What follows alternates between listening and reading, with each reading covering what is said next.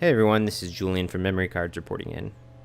Star Wars Battlefront 2 is scheduled to be released later this week amid a current controversy. This controversy revolves around microtransactions and how they'll fit into the finished product. EA has been doing their best to quell customer concern, but haven't been doing a great job lately. After the beta was released, people began to catch on that there might be some pay-to-win aspects to this game.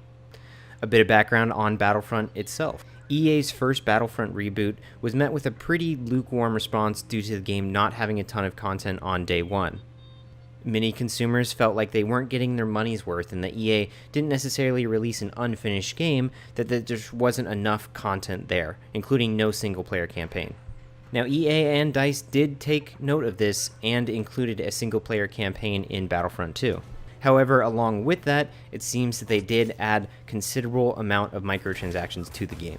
For those unfamiliar, microtransactions really break down into two things: purely aesthetic and pay to win. A purely aesthetic-based microtransaction would be an example like Overwatch. In Overwatch, you can pay for loot boxes, which contain random items that affect the way your character looks or gives you something like different sprays or different sayings. These don't benefit you when you're playing in any way. They don't increase your power, they don't give you more attack, they're just purely aesthetic. Then there are paid microtransactions that directly affect the way you play the game.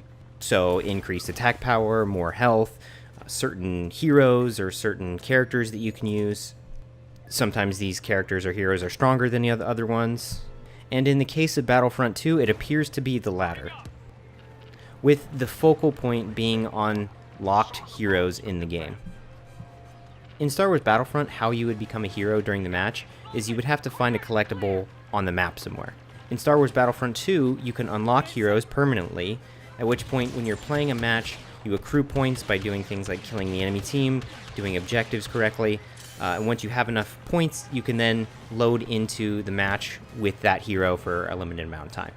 And with the microtransactions involved, the consumer and gaming community has really rallied against EA.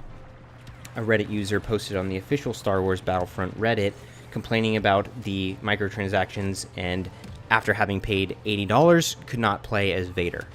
This post quickly garnered the support of the community and gained ton of upvotes, which then was brought to the attention of the EA developers, who responded to the post. Their comment was, "The intent is to provide players with a sense of pride and accomplishment for unlocking different heroes.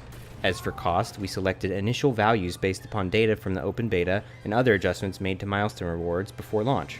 Among other things, we're looking at average per-player credit earn rates on a daily basis, and we'll be making constant adjustments to ensure that players have challenges that are compelling, rewarding, and of course, attainable via gameplay." And their comment was met with a ton of backlash. And by ton, I mean it is now the most downvoted comment in Reddit history. It is currently sitting at negative 451,000 downvotes. And also, it's been gilded 43 times. This has made national news and is the most clear example of the gaming community saying enough is enough. The message is that we want to pay in between $65 to $80 for a game when it comes out and have everything be there. We want to be able to play as Darth Vader. We want to be able to play as Luke Skywalker. We don't want to have to spend $100 extra and have it even still be random.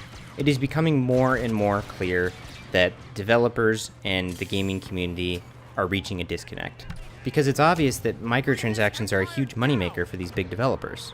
So are we finally at the point where the gaming community is saying, no, we're not going to take it anymore, we're not going to support this? There has been backlash, of course, in the past about games not releasing with full content, calls to not pre-order games. It's existed before this. But this is the biggest resounding no so far. So what will happen? What will EA do? That is the question. Will they remove most of the microtransactions? Will they make every hero playable from day one? We'll have to see what their reaction is to this. Alright everyone, thanks for watching, we really appreciate it. If you've got any questions or comments, please leave them below. And don't forget to like and subscribe, it really helps us out. Thanks guys.